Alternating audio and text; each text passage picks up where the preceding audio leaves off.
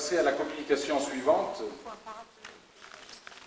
Alors, d'après mon planning qui a changé plusieurs fois, je vous rappelle qu'il s'agit d'une communication de 10 minutes, s'il vous plaît. Prise en charge bucco-dentaire des malades atteints d'un cancer du nasopharynx de l'Est algérien, du professeur Fardi et ses collaborateurs de Constantine. Allons-y. Monsieur le Président, mes chers collègues, honorables assistants, je vais faire un constat de la prise en charge bucco-dentaire des malades traités et centres anticancéreux pour un cancer du Cavan. Pour introduire le sujet, le cancer du Cavan pose un problème carcinologique dans tout le bassin méditerranéen et de santé publique dans le sud-est asiatique.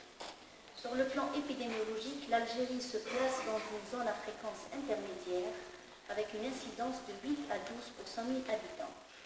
Selon les données de l'INSP en 2004, le cancer du Cavan occupe la 10e position en termes d'incidence. Il représente la 11e cause de mortalité par cancer chez la femme et la 9e chez l'homme. Au centre anticancéreux de Constantine, on recrute en moyenne 120 nouveaux cas par an. Sur le plan histologique, les cancers du nasopharynx sont des tumeurs épithéliales et la forme histologique et biologique la plus fréquente est l'UCNT de type nasopharyngien. Le cancer du Cavan est un cancer chimiosensible, mais il est surtout radiocurable. Le contrôle loco-régional par radiothérapie est assuré dans pratiquement 75% des cas.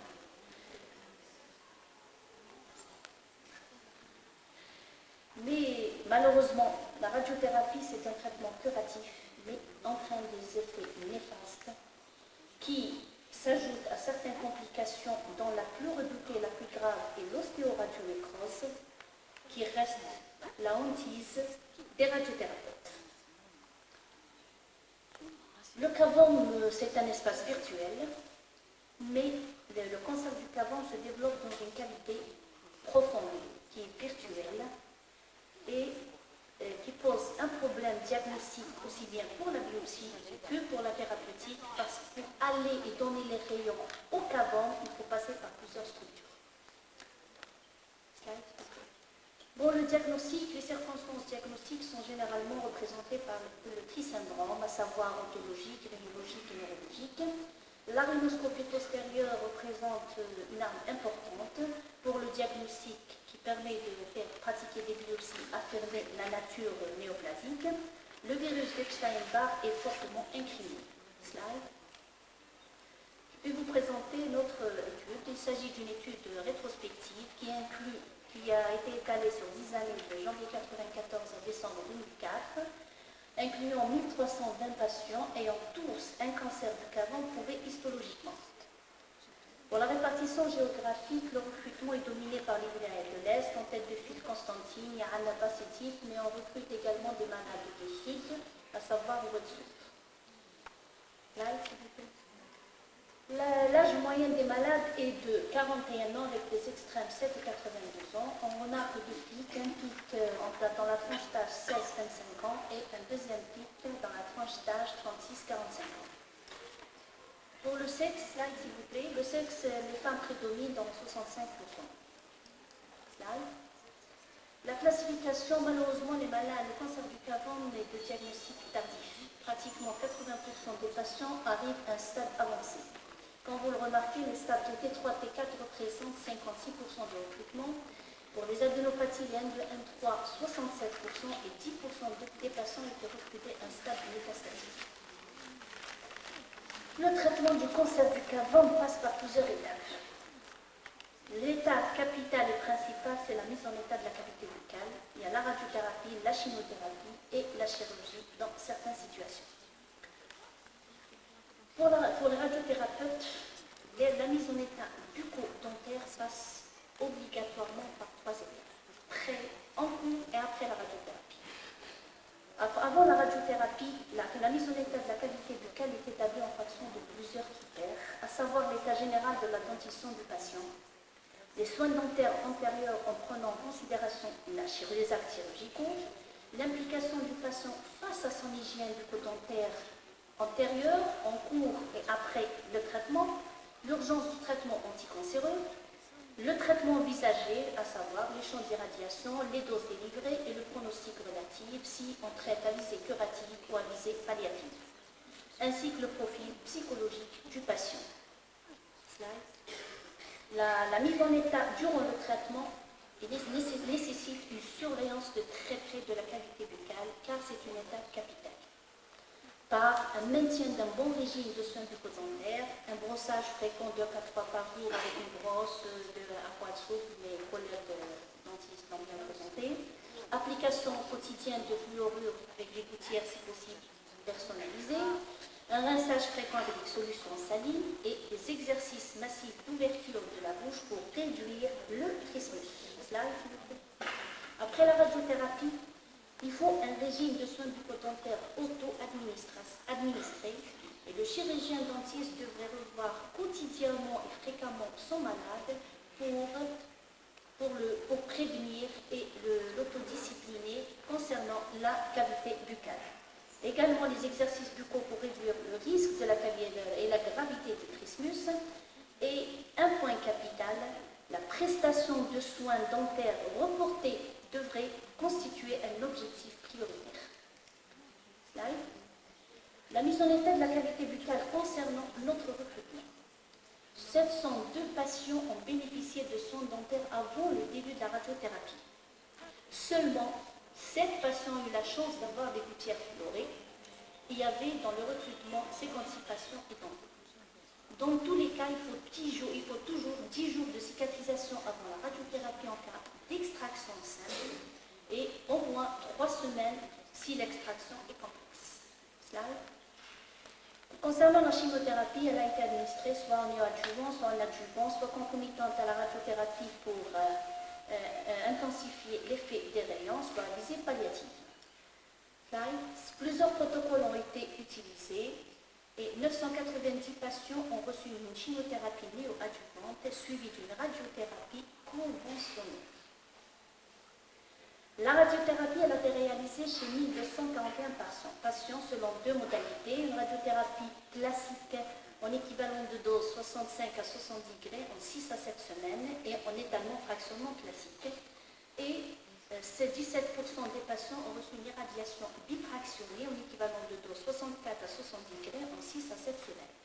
L'énergie utilisée, c'est les photons gamma de cobalt 60 et pour les surimpressions des ganglions cervicaux, c'est les rayons X des accélérateurs.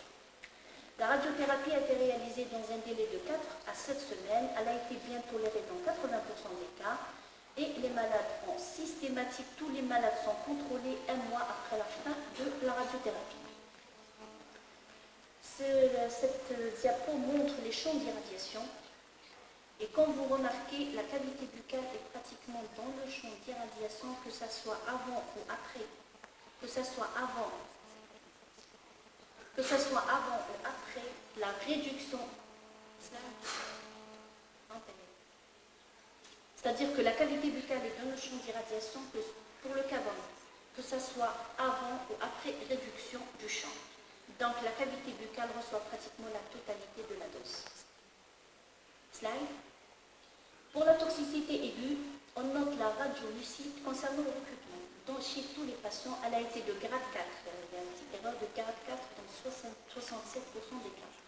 La dermoépidermite qui est obligatoire à la radiothérapie chez tous les patients, une dysgeusie permanente ou intermittente 42%, un dysfonctionnement salivaire, à savoir une bouche collante, des rhinites coûteuses qui sont passagères et une sclérose des muscles masculins du cou, le trismus.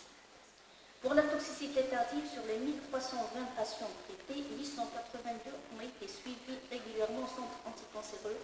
Les autres malades ont été réorientés soit vers les centres hospitaliers ou universitaires d'origine et certains patients sont perdus. L'hyposalie a été retrouvée dans 100% des cas, la sclérose cervicale majeure dans 14% des cas, un trismus serré a été trouvé dans pratiquement 54% des cas, et une ostéoradionécrose diagnostiquée chez 15 patients, dont un patient identique. L'évolution carieuse a été retrouvée dans 84% des cas des malades. Cette diapo récapitule un peu les effets des rayonnements. Tout tissu irradié devient hypocellulaire, hypovascularisé et donc hypoxique. Ce tissu fragilisé se déforme mal face à une infection, un traumatisme ou bien un traumatisme, une infection, une inflammation. Et tous ces effets associés aboutissent généralement à une complication qui est redoutée, l'ostéoradionécrose. Les effets des rayons touchent aussi bien les muscles, les muqueuses, les glandes salivaires, à savoir pour le cavum, les glandes salivaires et la thyroïde. Ils touchent également l'os, les dents et les autres. D'accord. Pour la chirurgie, elle a une place très limitée dans le cancer du cavum. Elle est généralement utilisée si régressante pour des adénectomies, si régressant ganglionnaire. Dans notre série, 12 patients bénéficiaient d'une adénectomie 3 à 4 mois après la fin de la radiothérapie. La survie globale de nos patients, selon les différents protocoles, la survie à 5 ans est de 57% pour le premier protocole qui associe une anthracycline et un sel de platine, 62% pour le deuxième protocole qui associe l'épirubicine et platine au dose, suivi d'une radiothérapie, et 52% pour dans le cas de la radiothérapie exclusive. En conclusion, le cancer du nasopharynx est un cancer radiocurable chimiosensible, condition qu'il y ait un diagnostic précoce, un traitement bien conduit, une surveillance régulière et un patient observant. Aux effets engendrés par la radiothérapie aux complications engendrées par la radiothérapie s'ajoute l'absence de la prise en charge adéquate de la cavité buccale, ce qui aboutit à une qualité de vie médiocre et on en souffre tout le temps. Pour cela, il faut plusieurs équipes, plusieurs techniques pour un meilleur résultat et une meilleure qualité de vie des patients. Je vous remercie. Merci Madame Ferdi pour ces chiffres alarmants. Je suis personnellement très étonné de l'incidence du cancer du cavum dans cette région et peut-être ailleurs. Est-ce que vous auriez une explication pour cette incidence? Comment se fait-il qu'il y a autant de cancer du cavum? Sur le plan épidémiologique, nous, dans notre service, c'est-à-dire au centre anticancéreux, la première préoccupation, c'est le traitement. Sachant qu'il y a un afflux important de malades. On regroupe pratiquement 23 wilayas. Donc, pour vous donner des explications concernant l'épidémiologie exacte du cancer du cavum, en Suisse, qui a été fait, surtout l'enquête nationale qui a été faite, elle a été nationale en 2004 et elle a été suivie également en 2005 pour les chiffres qu'on donne. Est-ce que, je ne sais pas, ça vous interpelle, je suppose, comme moi. Qu'est-ce qui fait qu'il y a, est-ce qu'il y a des habitudes, je ne sais pas, de vie, des habitudes alimentaires, des choses comme ça? Oui, madame. Oui, exactement. Oui, on incrimine déjà l'alimentation qui est salée, séchée. On Epstein-Barr. Le tabagisme n'a jamais été incriminé dans le cancer du cavum, mais ça n'a jamais été prouvé. Oui. Aucune étude n'a été faite dans ce sens. D'accord. Mais je pense qu'on n'est pas plus que trois en cancérologue, mais je pense que mon génie s'y intéresse parce qu'on reçoit tous les patients. Donc, je pense qu'actuellement, on incrimine le virus Epstein-Barr. Bon, il y a des problèmes d'environnement, c'est sûr, parce que c'est un cancer qui se développe dans le bassin méditerranéen et en Chine, je crois. Ils ont des habitudes alimentaires bien particulières, salaison, fumaison. Moi, je vous dirais que j'ai travaillé à la Salpêtrière, je suis restée pendant 1 mois et demi, je n'ai jamais vu de cancer de rhinopharynx, j'ai vu une seule petite fille et c'était une Marocaine. Alors que ça, vous avez ici en Algérie, vous avez vu donc le nombre affolant.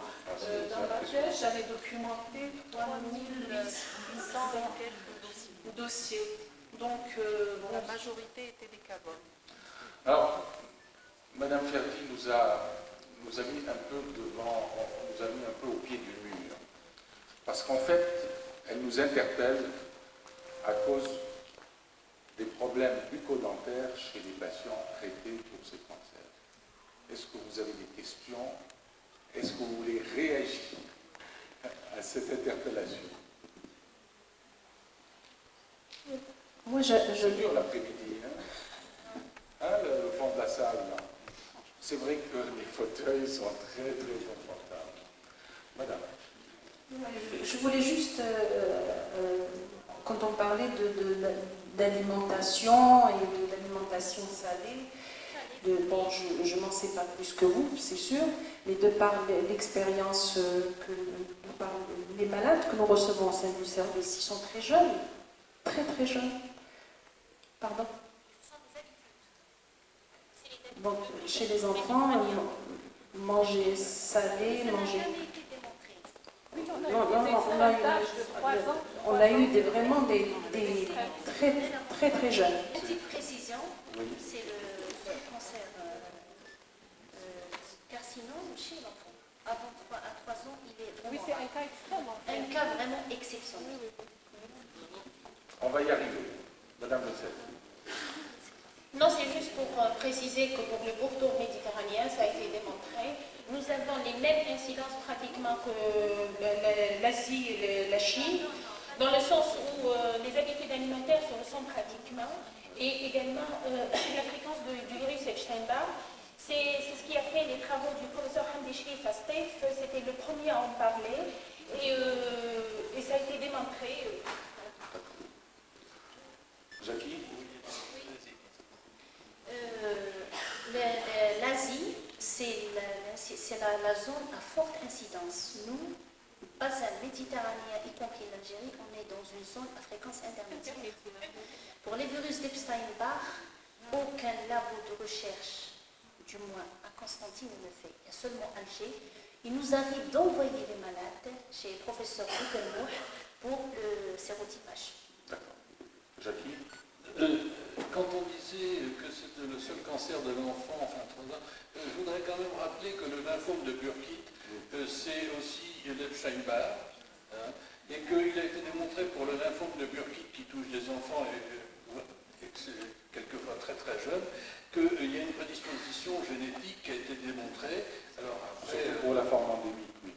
oui, la forme, je voulais dire, je ne parle pas des formes rarissimes, mais la forme endémique qui est dans le bassin du Congo, il y a des prédispositions génétiques évidentes, parce que accuser, disons, le mode d'alimentation, comme ça a été fait aussi bien en Chine que je ne savais pas en Algérie, mais en Chine, de vouloir dire que c'est l'alimentation, c'est peut-être un peu simple.